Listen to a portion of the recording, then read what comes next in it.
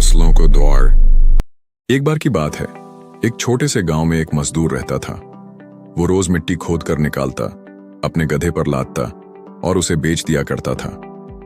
तो एक बार जब वो मजदूर मिट्टी खोद रहा था, तो मिट्टी खोदते खोदते उसे उस मिट्टी में से एक कीमती हीरा मिलता है। लेकिन उस मजदूर को नहीं पता था कि वो बहुत ही कीमती हीरा है। तो उसने उस हीरे को अपने गधे के गले में बांध दिया। एक दिन जब वो गांव से अपने गधे को लेकर जा रहा था, तो एक सेठ जी थे उसी गांव के, जो उसी गांव में एक छोटी सी किराने की दुकान चलाते थे। तो उन्होंने जब उस गधे के गले में उस हीरे को देखा, तो उस मजदूर से पूछा कि ये तुम्हारे गधे के गले में क्या है, बड़ा चमक रहा है। मजदूर ने कहा कि ये चमकीला पत्थर है, मुझे मिट्टी खोदते समय मिला था। अब सेठ जी को वो चमकीला पत्थर पसंद आ जाता है और सेठ जी उस मजदूर से उस चमकीले पत्थर को 50 रुपए में खरीद लेते हैं और वो उस चमकीले पत्थर को अपने दुकान के तराजू पर लगा देते हैं। अब जो भी सेठ जी की दुकान पर आता, उस चमकीले पत्थर को देखकर उसकी बहुत तारीफ करने लगता। तो एक बार एक जौहरी सेठ जी की दुकान पर आता है और जब वो उस कीमती हीरे को सेठ जी के तराजू पर लटका हुआ देखता है, तो वो जौहरी समझ जाता है कि ये कीमती हीरा है। वो सेठ जी से पूछता है कि ये क्या है और इसे आपने तराजू पर क्यों लटका हुआ है। सेठ जी उस जौहरी से कहते हैं कि ये एक चमकीला पत्थर है, मैंने एक मजदूर से 50 रुपए में खरीदा था। वो जौहरी सेठ जी से कहता है कि क्या तुम इस चमकीले पत्थर को मुझे बेचना चाहोगे।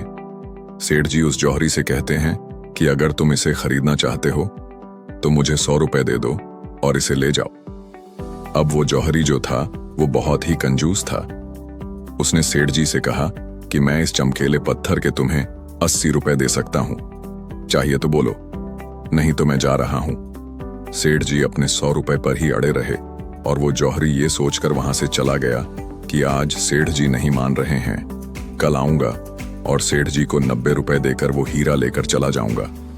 लेकिन हुआ कुछ ऐसा कि उसी दिन शाम के वक्त एक दूसरा जौहरी उसी गांव के रास्ते से जा रहा था और अचानक उसी गांव में उसकी गाड़ी बंद हो जाती है।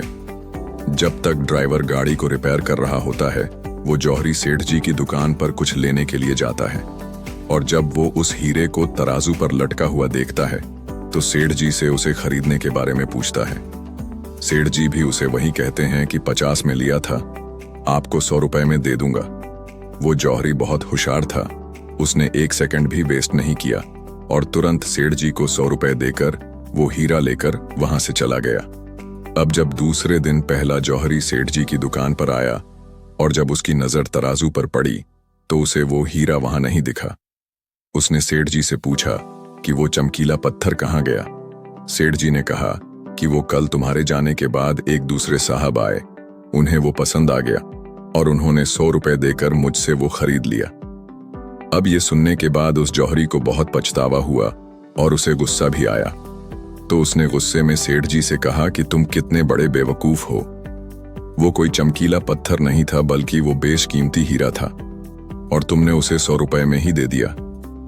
अब ये सुनने के बाद सेठ जी ने उस जौहरी से कहा कि साहब, ऐसा है कि मुझे तो पता नहीं था कि वो बेशकीमती हीरा है और आपको ये पता होने के बावजूद भी आप कल मुझसे 20 रुपए के लिए जिग-जिग कर रहे थे। तो मुझसे बड़े बेवकूफ तो आप हैं जिन्होंने 20 रुपए के लिए एक कीमती हीरा खो दिया। दोस्तों, इस कहानी से हमें 3 बहुत बड़ी सीखें मिलती हैं। पहली ये कि कंजूसी भी वहीं करो जहां पर उसकी जरूरत है। अगर हर जगह कंजूसी करोगे तो अच्छी चीजें भी अपने हाथों से गवा दोगे।